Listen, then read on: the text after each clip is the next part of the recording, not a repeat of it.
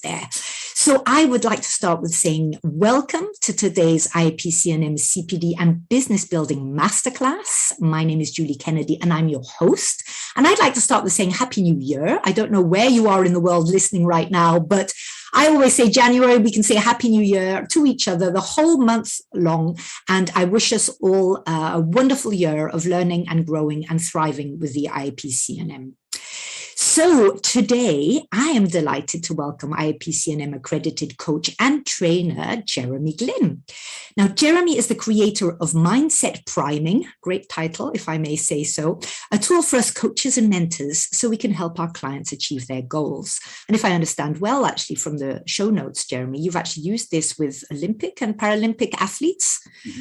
Wow. And so now us more common mortals can use it to enjoy happier and more fulfilling times is what I've understood. And what you teach is actually applicable to business, sports, or even actually you mentioned homeless or the unemployed. So I'm quite intrigued about that as well.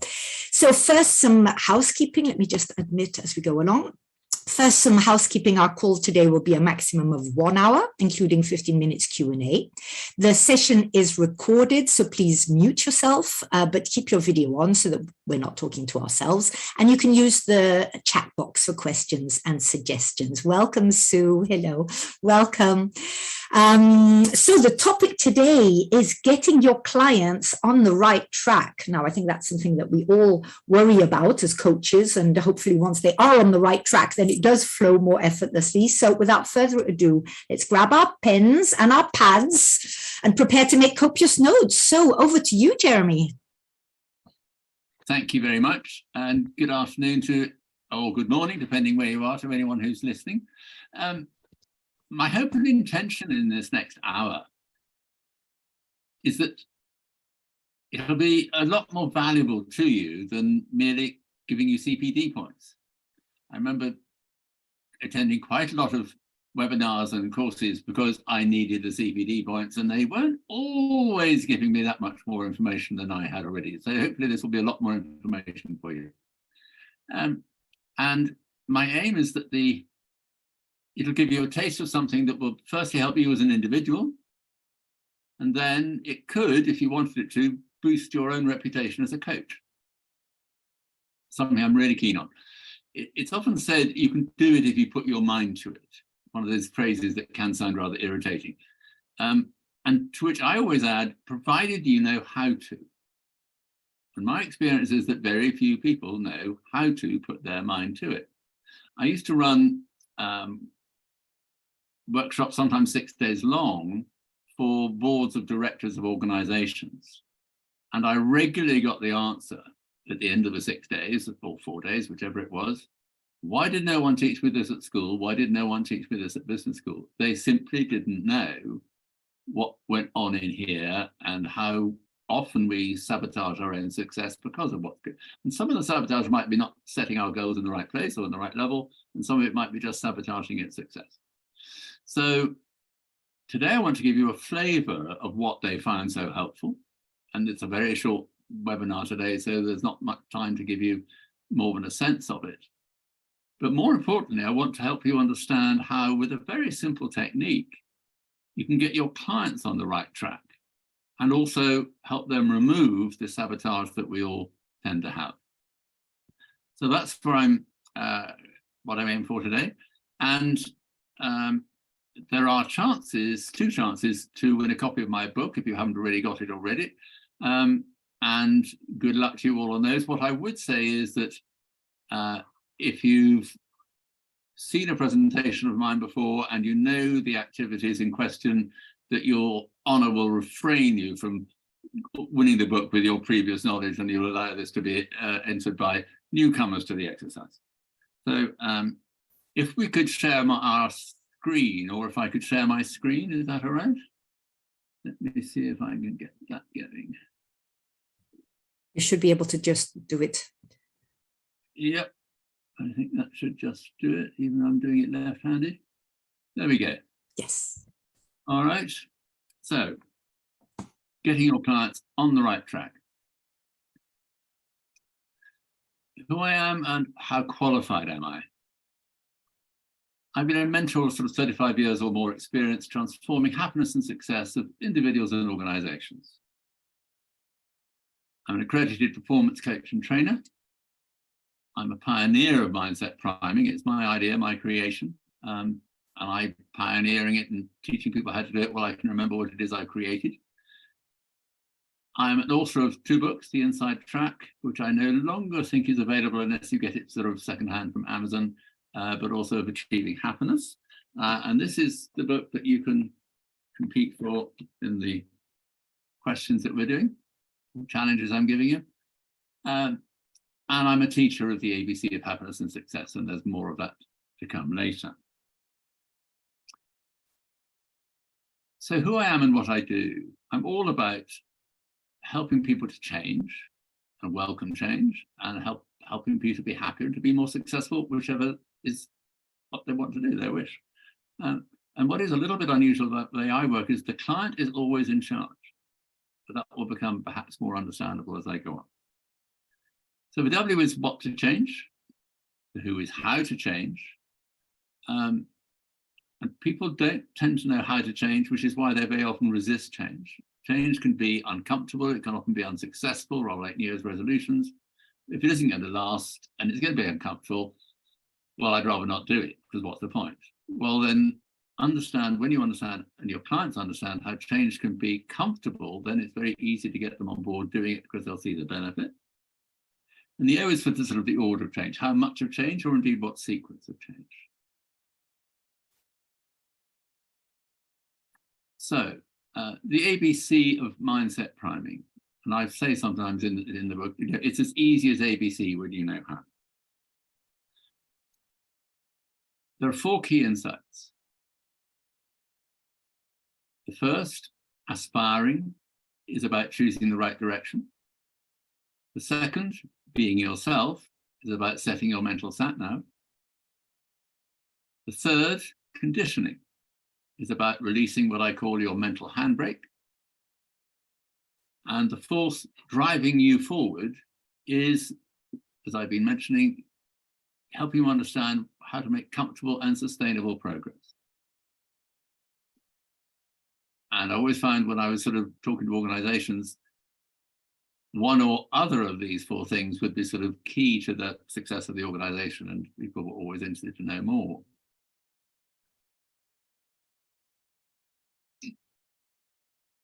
So that's the model. Now, so I'm being asked if I want to admit someone in the waiting room. Is that for me to admit them, or can you see that as well? I've done it, yeah, done. Sorry, it was just on my screen. So No, quite right, thanks. Okay. So that's the visual ABC model, and you'll see more of it. Aspirations are going to the right. We want to be being yourself in the middle. It's what we all want to be all the time. Indeed, we all are. If we're free-flowing, we're just naturally being ourselves. And that's being driven, in fact, by our subconscious self-image, as we will come to learn in a minute. And on the left is the conditioning, things we've learned and gathered it through our earlier years, perhaps, that are sometimes holding us back and sometimes just in there as habits and bits and pieces that we don't know are there. And it doesn't matter if they're there or not, because they're not getting in the way, provided they're not.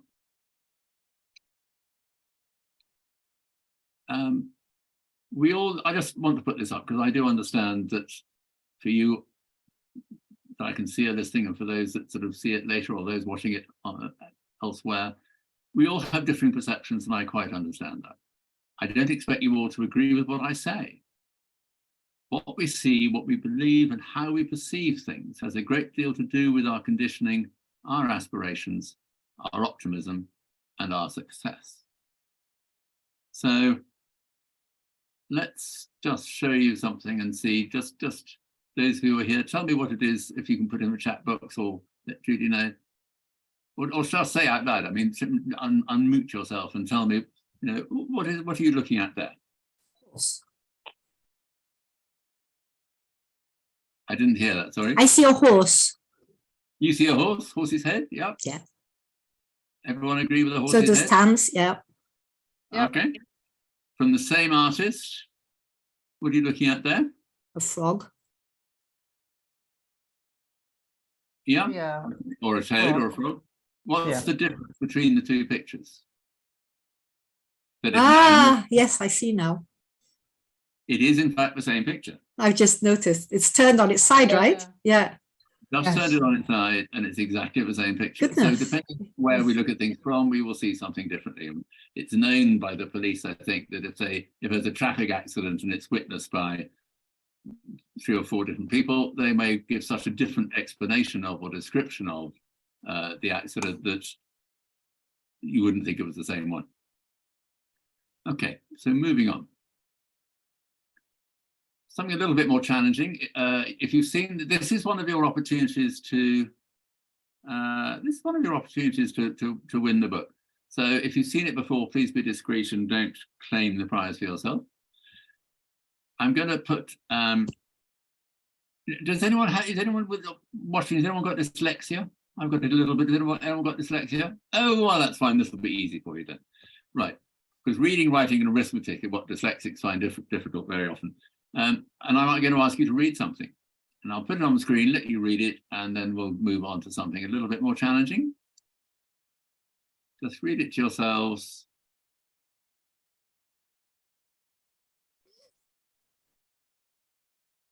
I'm guessing you've had time to read that through once. Everyone had time? Yep. Yeah. Okay, so reading, writing, and arithmetic. The writing was done, the reading you've done, that leaves us arithmetic. You may see I've got my sort of, well, I can't quite see it, but this thing here is a sort of sling I've got my arm in because I broke my collarbone on Friday. So let's take Friday as a starter. It begins with an F for Friday and Freddy. I'm going to put that sentence back on the screen again. Would you please count how many F's there are in the sentence? And put your answer in the chat box, or put it somewhere where Julie can see it, or yeah, we need it sort of done properly somewhere. Everyone had time to do that counting? I think someone's going through it a second time, probably. All right. Okay. So what answers did we get there? From those of us that I can see listening to it right now. Speak out your answers. 5. I also said 5. 2 5s, and at the bottom, the third person joining us. Do we know what your total is? I thought I counted 7. No, this is straight. This is fun when you have a big audience, because you can get everything from about 3 to goodness knows where. And we're intelligent people, we're qualified coaches, bright as buttons. So why can't we count letters in? The prize is for the first person to get it right, and actually no one's got it right yet. So I'll put it back on the screen and see if anybody can get it right. Oh no. In the wrong way, sorry. Go that way. Have another go. 1.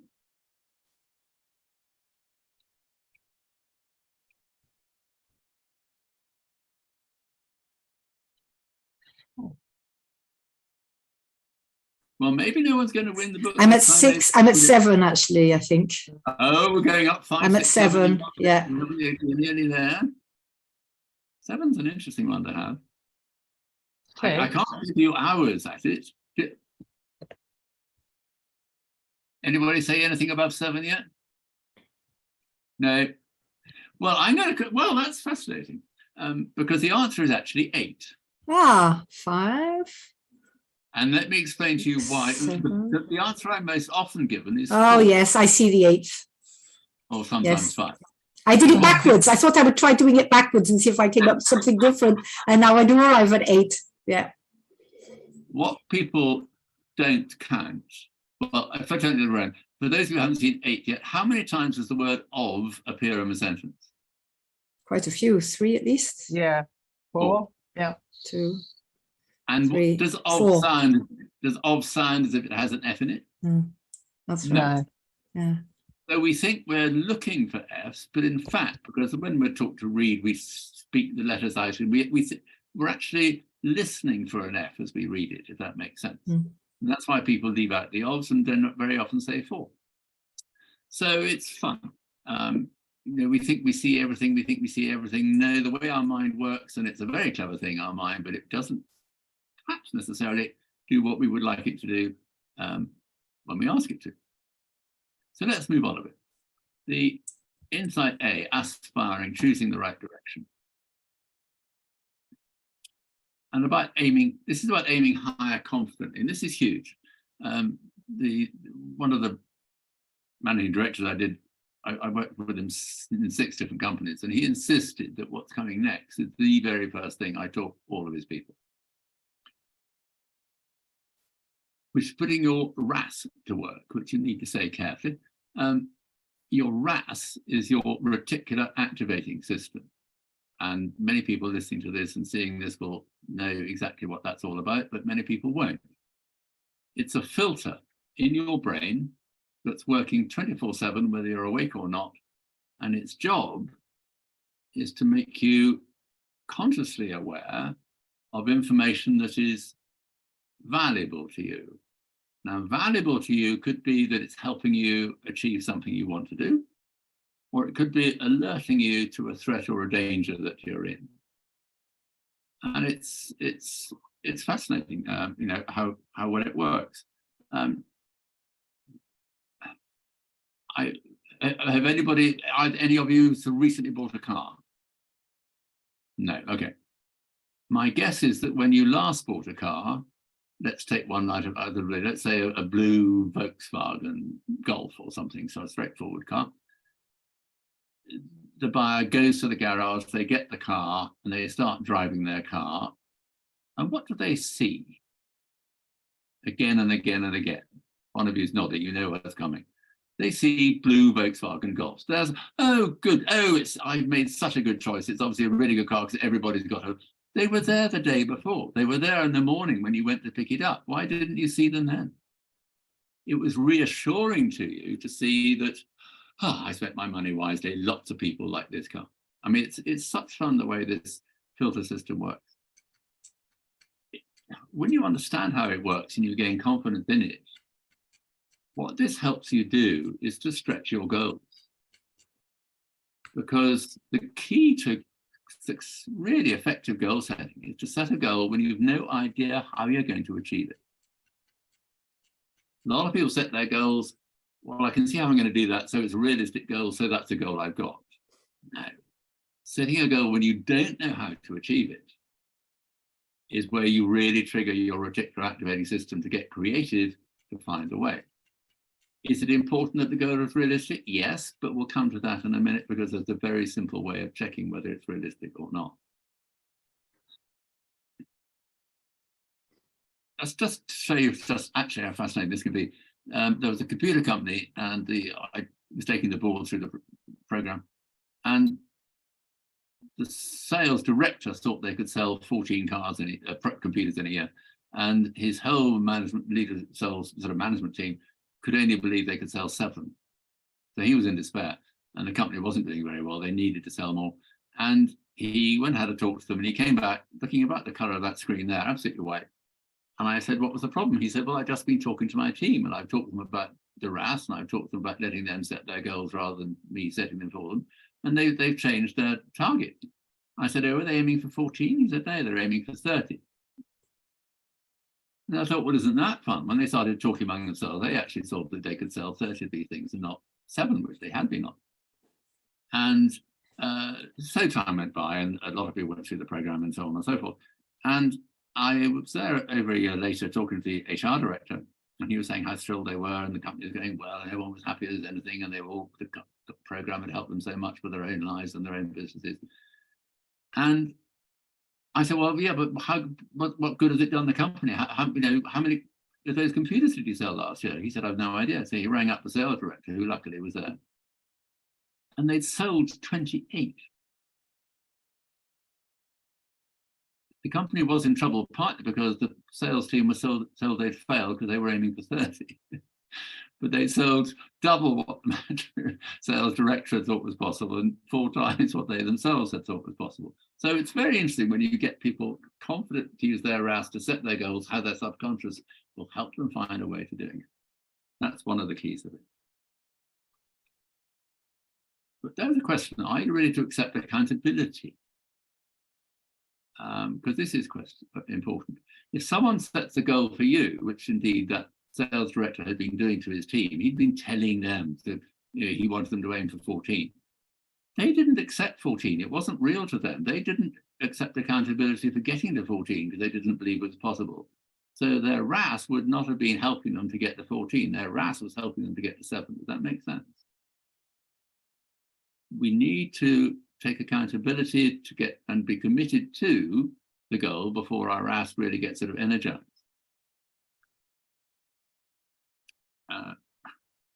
Quick story on that. One of the very, very first of large groups I taught this psychology information to, I was using a mother and a baby as an example of this and saying how very often if there's a couple with a man and a wife, or man and a woman, man and a partner, and they have a baby, when the baby cries in the night, it's the mother who wakes up and looks after the baby. And I was saying this is because the baby's crying gets through her RAS. And a woman in the group got very cross, which rather shook me. I'm not used to that. And she said, no, it's nothing. It's absolute rubbish. It's the maternal instinct. That's why the mother wakes up. She's got the maternal instinct. I thought, crikey, how do I sort of get out of this one? And a man in the group said, could I contribute? I thought, thank goodness, yes, please. He said, well, I'm a little ashamed of it because it was a little bit sort of dishonest of me, but I did a deal with my wife when she got pregnant, and I suggested that it'd be lovely if she woke up and looked after the baby in the night while she was breastfeeding it, and once she was no longer breastfeeding it, that I would take over.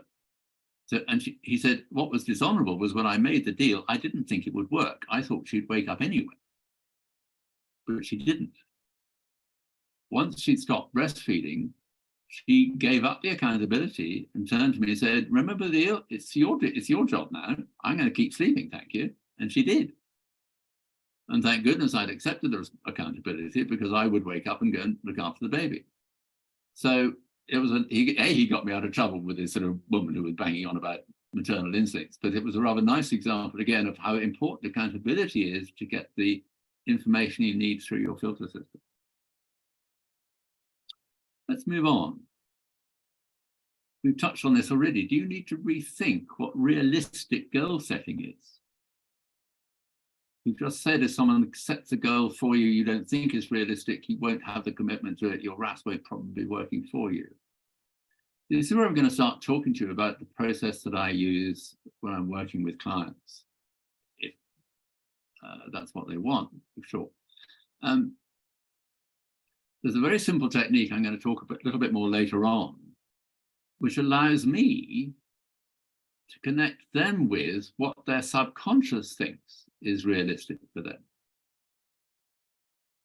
I've never yet had a client, whether at the Olympic level I was working with, whether with the homeless level, whether in businesses, whether in their private life, whether in their own self-employed business or something. I've never yet had a client who is consciously aiming for what their subconscious would like them to aim for. And I think that's huge, because us as coaches, we're in the business of helping people achieve what they want to achieve. But most of us are helping businesses or helping people achieve what their conscious brain wants them to achieve, and that's the wrong target. I haven't yet had a client whose conscious goal matches what their subconscious would like them to aim for. So having the technique, which I'm going to suggest you might want to take an interest in, puts you in touch with, first of all, what their subconscious. This even worked with Goldie Sayers, who's the lady in the background there behind me. Triple Olympian, medal winner, record holder for 10 years or more.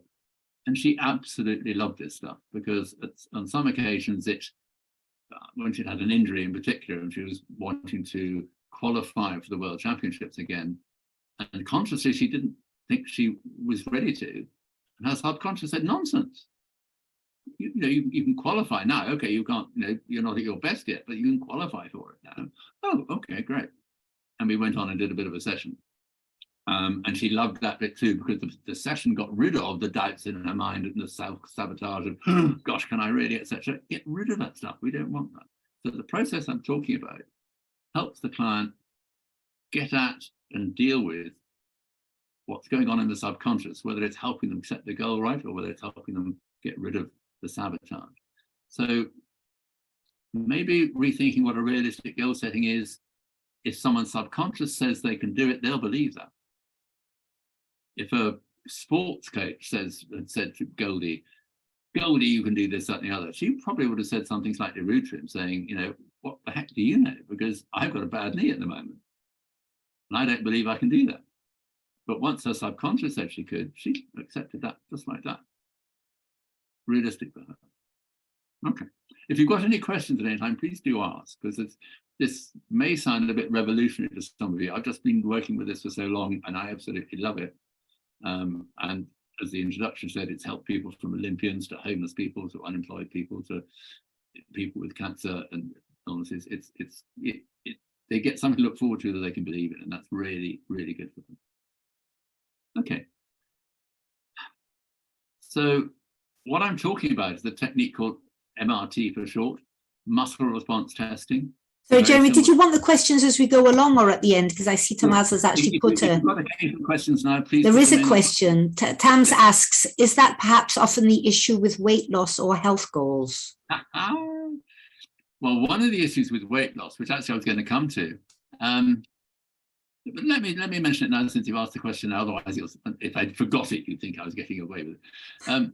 What is interesting with weight loss so often, we're going to be talking in Insight B about our self-image and what we see of ourselves and how we talk about ourselves, our self-talk. And if someone is larger than is healthy for them, let's say, and maybe by quite a lot, I've often had clients coming to me saying, oh, it's so frustrating. I managed to lose, lots and lots of weight, and then I put it back on again. And I ask them the question, when you've lost all that weight, what do you do with your old clothes? And the answer in that sort of circumstance is, I put it in the loft, or I put it in the cellar, or it's never, I took it to the charity shop, because they knew they were going to use it again. Because what hadn't changed was their self-image. They'd, rather like a New Year's resolution, they temporarily change things, change what they ate, change what they drank, took more exercise, whatever it might have taken, to get themselves down to the weight that they'd set themselves to get to. But that's the point. They'd set themselves to get to that weight, not to get there and stay there. If they'd actually change their self-image to be, that's the sort of person I'm going to be from now on, and that's the way I'm going to stay, then they wouldn't put the weight back on. But I hope that answers the question. We can go back to it another time, but it's such a fun one because it comes up over and over again, the one about people losing weight and having trouble losing weight. And in some cases, of course, there are people who may have some medical situation or dietary situation where weight loss is more of a challenge for them or whatever. I quite understand that, but very generally they haven't changed the self-image to staying at the lighter weight that they're aiming for.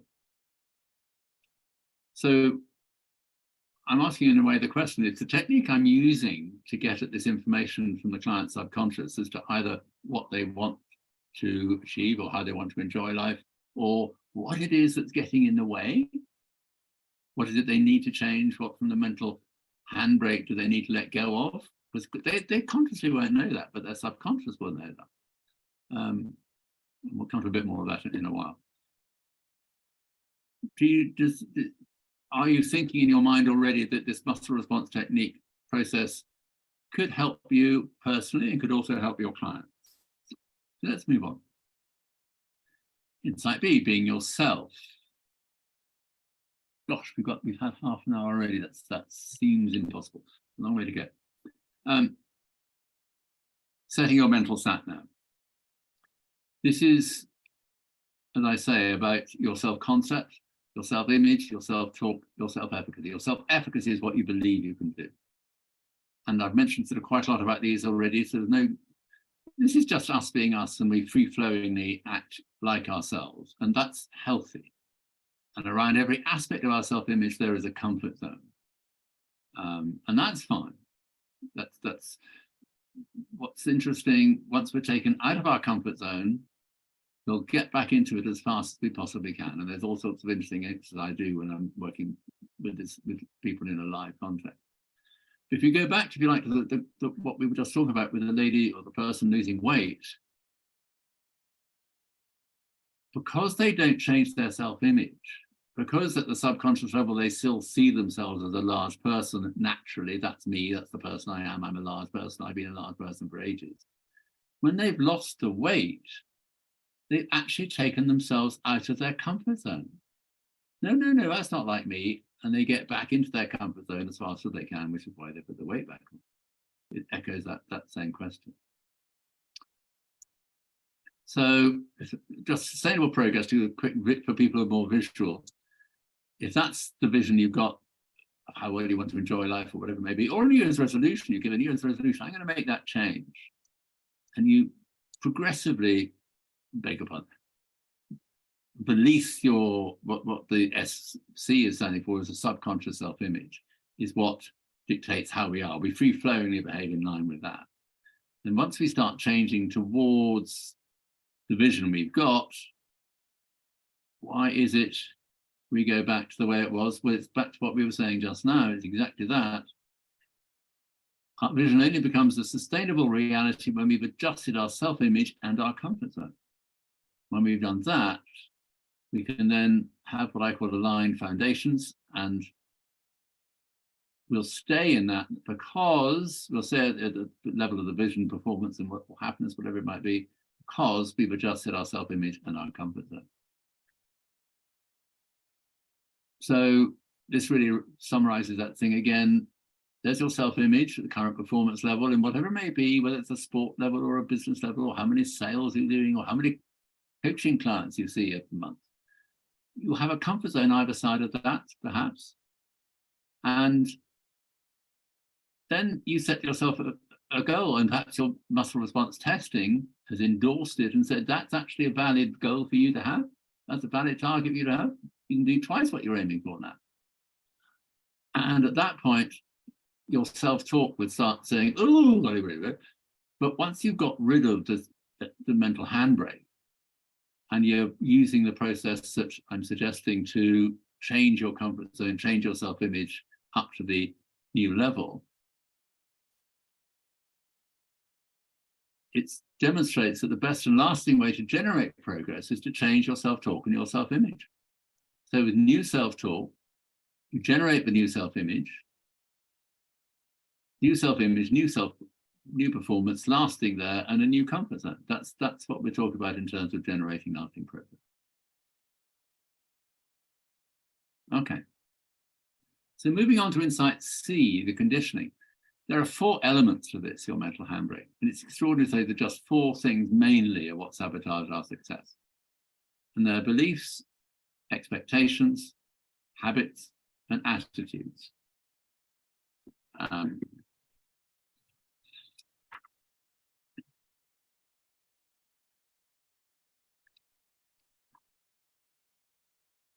We've looked quite a lot at sort of beliefs. We've looked a bit at expectations. Oh, it's like me to be that. That's the way I stand. Or, you know, if you're a golfer, you sort of par a particular hole. Oh, yes, I always par that. It's like me to par that hole. And you will, because it's like you. You'll be more likely to do it because you think that's like you. It's your expectation.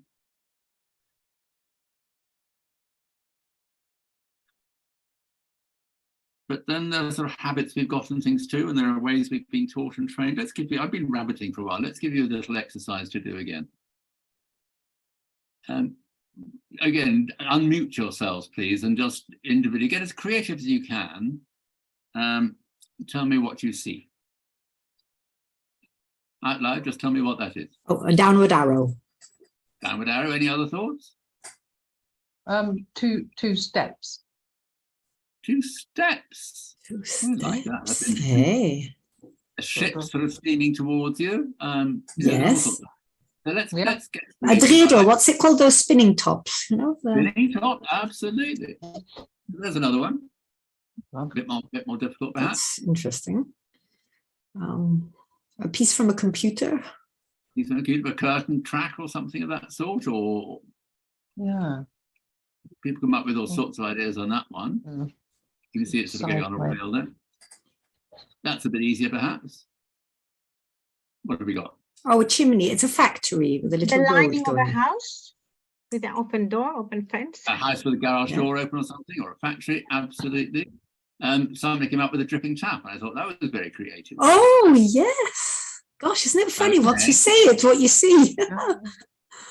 And there's a simple, well, there's one that could be all sorts of things. It's like Zorro's hat on the side. A hat on the side, Yeah. a bell button, no door button or a bell button or Yes. something. Yeah. Okay.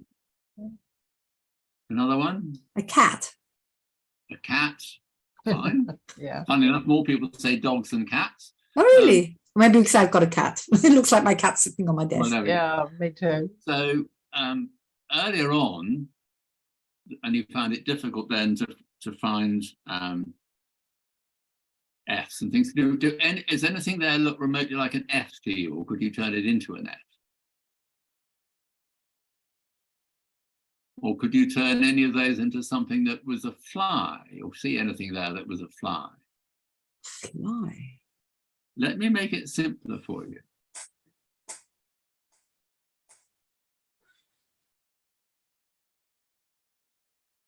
You're looking at the word fly, but the fly is in white.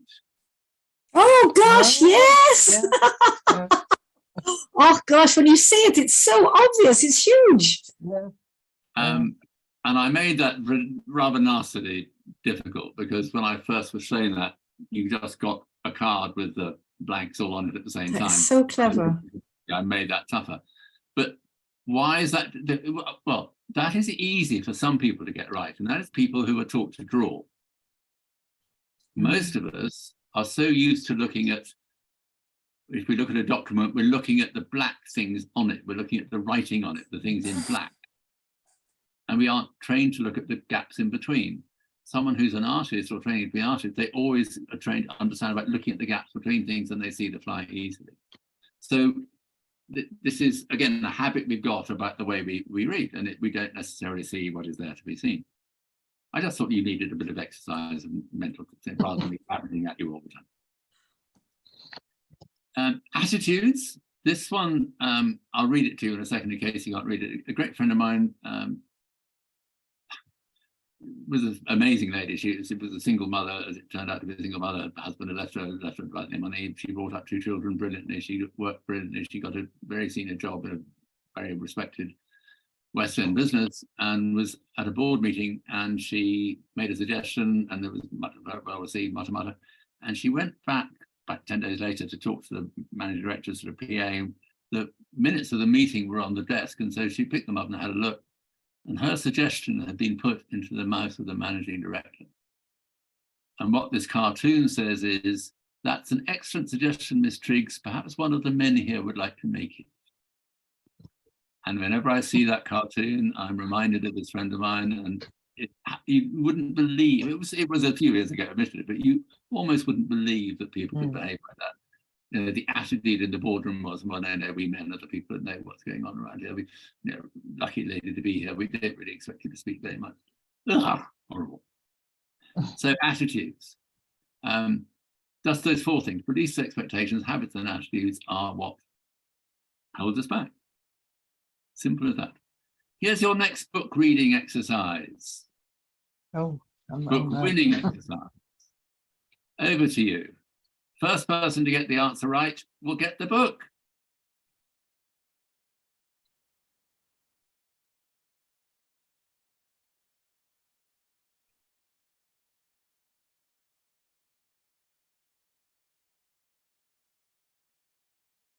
I haven't heard any answers yet. 10. 10. 11. No, not 11, not 10. Okay, right, we're back. We'll do it backwards this time. Don't go backwards. I always give exercises that are relevant to what we're talking about. We're talking about belief, expectations, habits, and attitudes.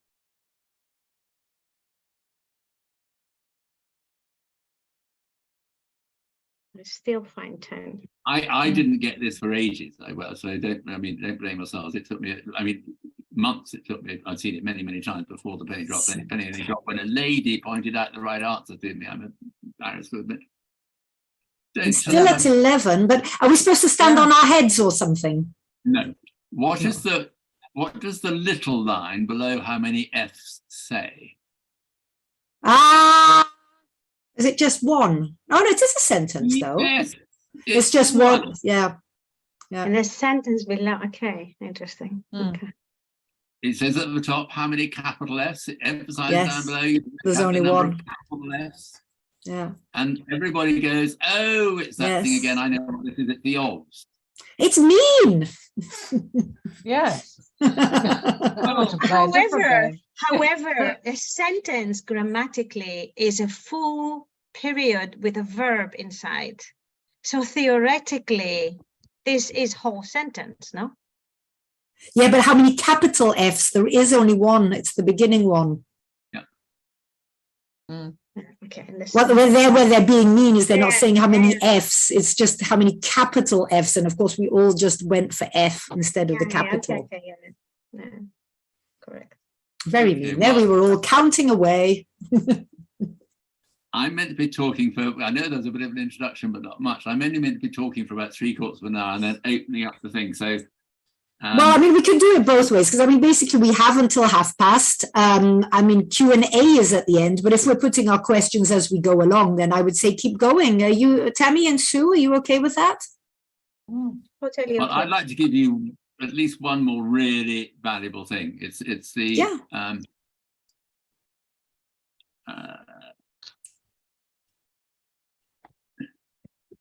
I'll spank the screen for a moment.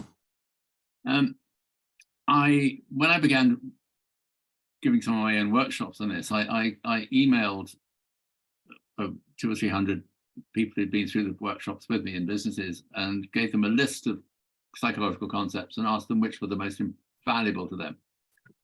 And about 25% replied, which I was thrilled with.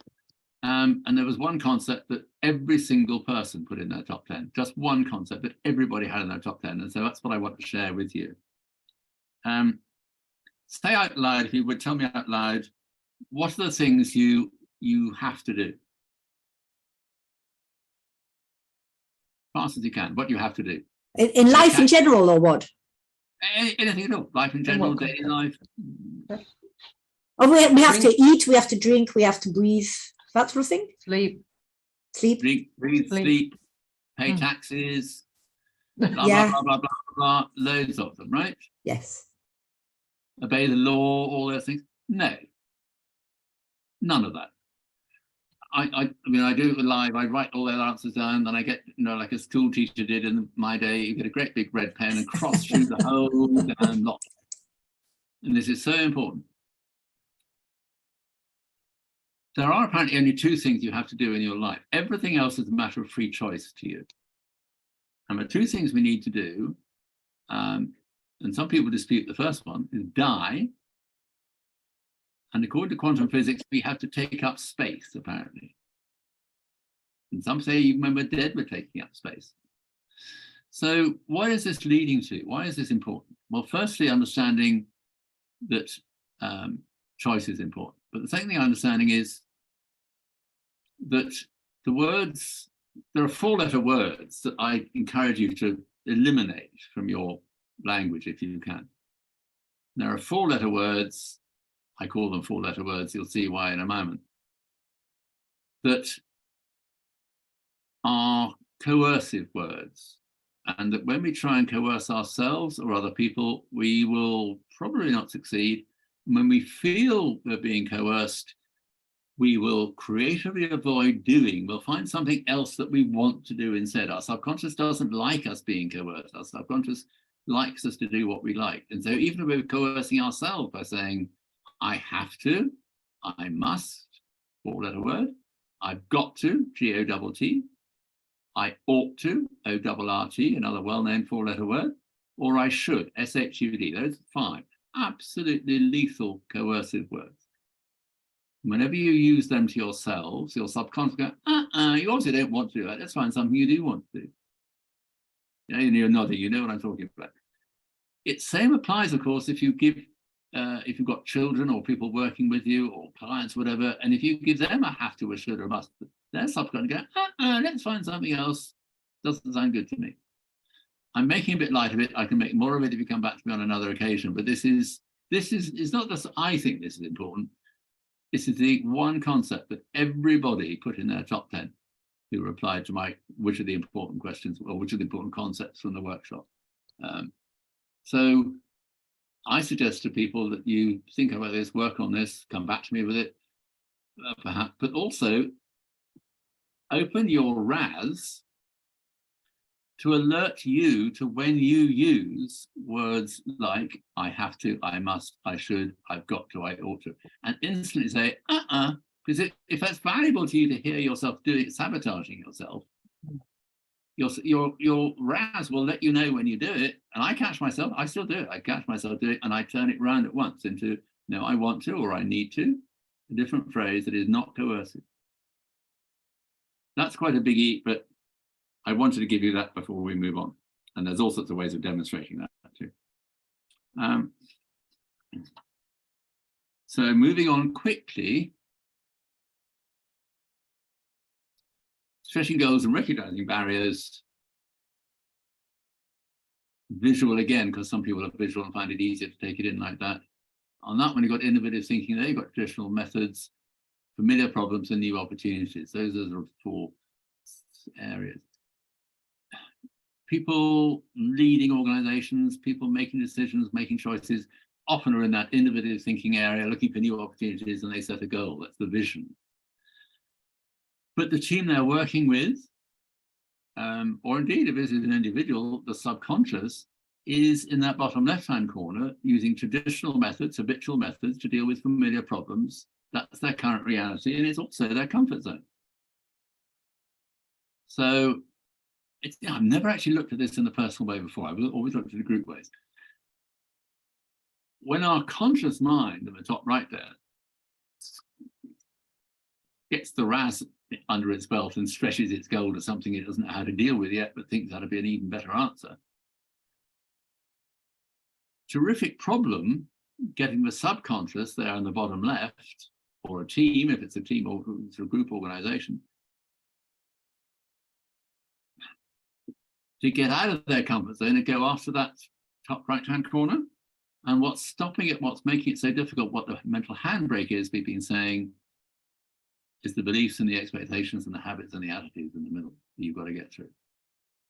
And say it again, if you're using MRT with a client, their subconscious will know if there's a habit getting in the way, or there's a belief that's stopping them, or they've got an expectation.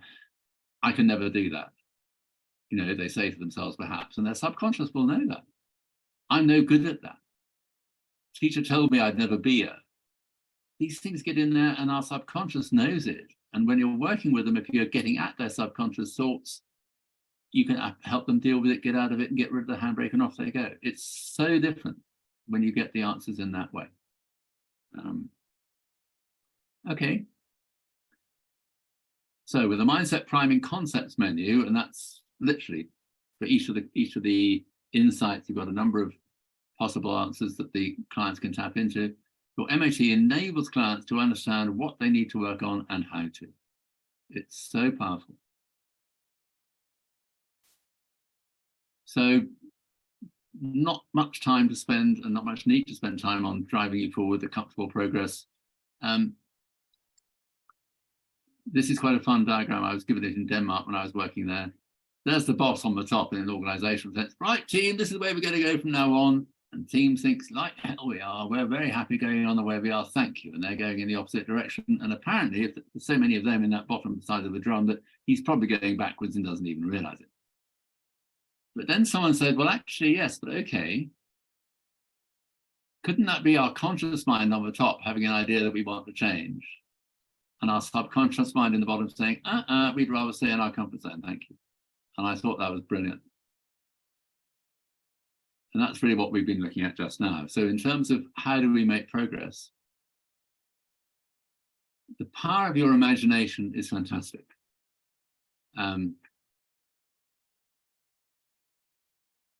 You could try this sometime if you like. I demonstrate it very often, but I can't do it in this context here because there's no one in the room with me and no one in the house I could borrow to deal with, help me. If I'm standing up and I ask for someone in the group to come forward and gently try and push me over sideways, and I just stand straight and they push me like a little bit bigger, and before very long I start toppling. Fine. I then ask them to stop and wait for a moment. I then mentally imagine that I've got steel rods going down from each shoulder, through my body, through my legs, through my feet, and deep, deep, deep into the ground. That's all. I just imagine these rods. Then I ask them to give me a push again. And they push harder, and they push harder, and they push harder, and they push harder, and I don't move. I will eventually move, of course, but by then they're pushing so much harder than they had to before. And all I've done is imagine something. So you might want to try that for yourselves another time. The power of your imagination is huge. And using your imagination and visualizing things with your imagination is what brings about change in a comfortable way. Lots more on that, of course, but that's the essence of it. And there's a formula which takes sort of Ohm's law on its head. I times V equals R. The I is imagination. The V is vividness, something you vividly imagine. It's so helpful to us. It's so important that you understand this. By vividness, see it, sense it, feel, imagine it, as many senses involved as possible. That's seen as reality in your mind to the subconscious. So something we vividly imagine, our subconscious thinks is real. And the importance of that is that our subconscious, one of its jobs is to keep us sane and keep the mind sane and so forth. And there can't be two conflicting realities. That can't be right. So if we go back to the weight loser again, there's a wider than they'd like to be person wanting to be slimmer, if I can get my hand up in here. So when they're this size, if they vividly imagine themselves this size, and they vividly imagine themselves really well, their subconscious will think this is a true, they're imagining themselves being slim, you understand, and enjoying being slim and recognizing the benefit of being slim, and they're doing that repeatedly and vividly. That's seen as real. It's already happening as far as their subconscious, and that's real because that's the way the mind works. But they've then got two conflicting realities and they can't cope with that. One of those has got to change. And this is a really short version. Please come back for more of this if you don't already use it. It's so powerful, and there's lots more of it in my workshops.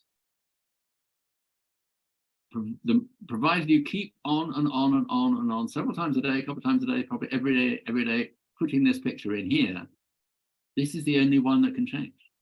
And it will gradually and progressively change. And because this has gone in as, this is my self-image, athletes do this a lot when Stephen Backley, javelin thrower, who I have met, and he's great fun. And I watched his career for ages. He was a junior world champion and everything else. And he would break a record with his first throw in a competition. And sports people don't do that.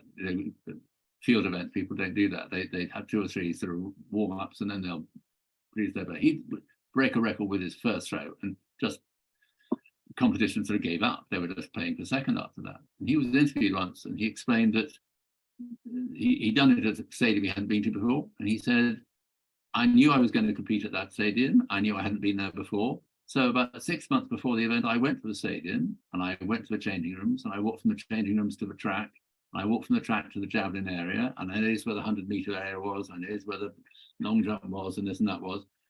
And I saw where the crowds were. Then I could come home and mentally rehearse going to the stadium, going to the changing room, getting into my kit, going to the track, and breaking the record by first throw.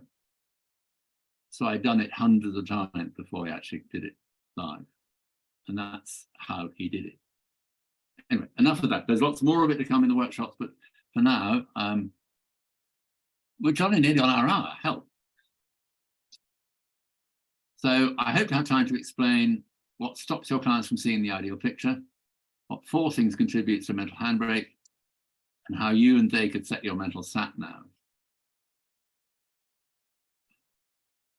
And I hope to inspire you to experiment with muscle response testing and other elements. I've got some live workshops, or Zoom workshops, live workshops for anybody who's interested.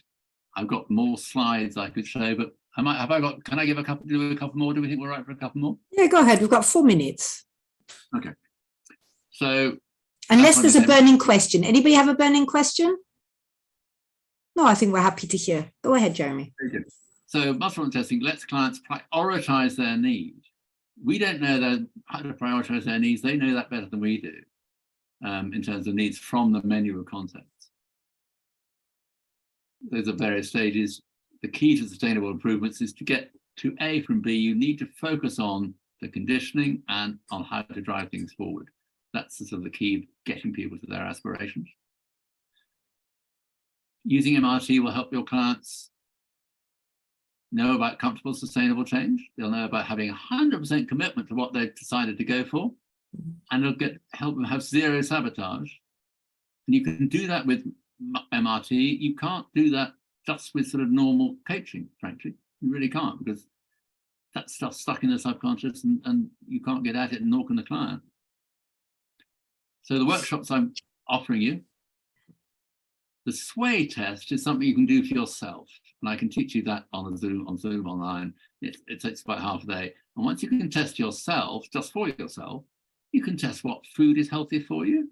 You can test what does your subconscious think? How many clients a month does your subconscious think would be realistic for you to aim for, or health for you to aim for? You test yourself for all sorts of things if you know how to test yourself.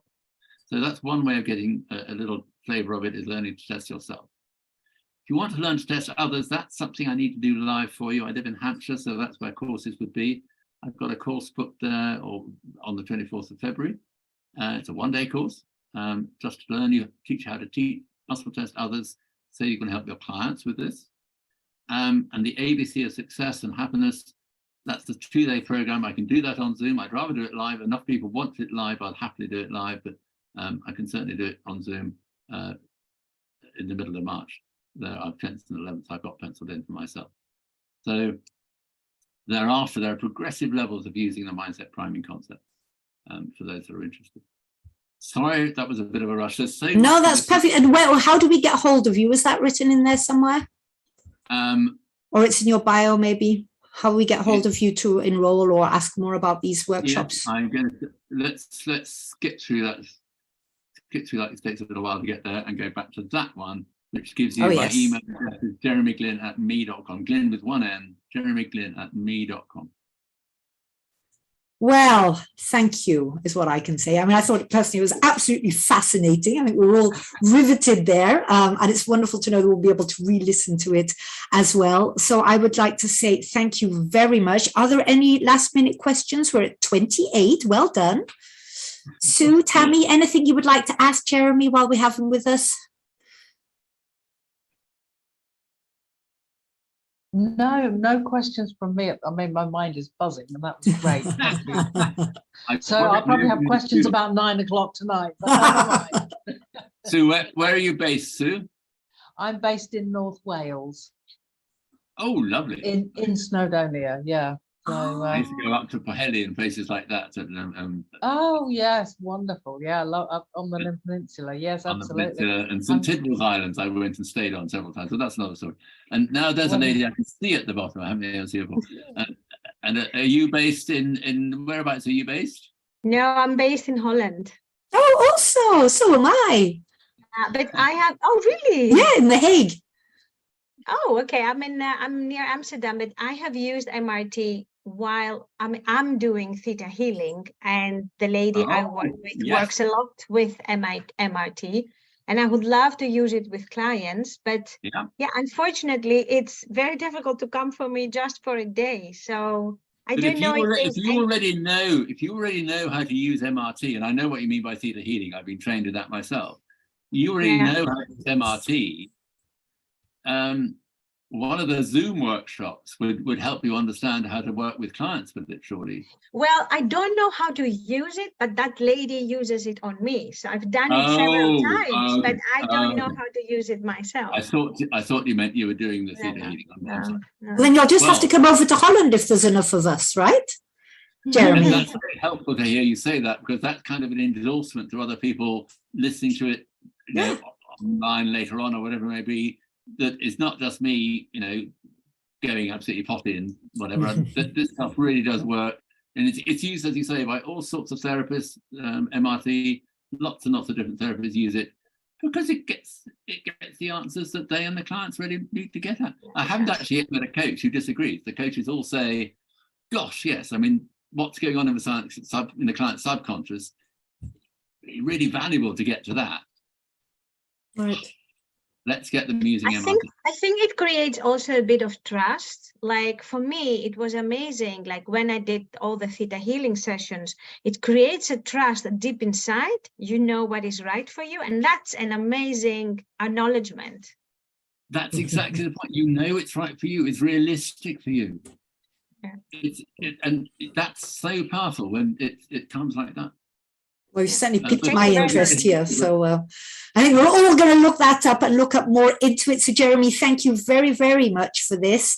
We've all made copious notes, and I'm sure you'll be hearing from us again. Good luck with your collarbone. That was very good of you to have still gone forward with it, even though you broke this over only last Friday. So all the best to all of you. Let's put this into action. Don't forget to write your notes in your CPD pad so that we can make sure we don't let all of this buzz, like you were saying, Sue. You know, we've got to keep hold of all of this. I've been writing profusely, my hands all crumping up. Thank you, take care, and let's make it work for us and our clients. Bye, Jeremy. Thank you again.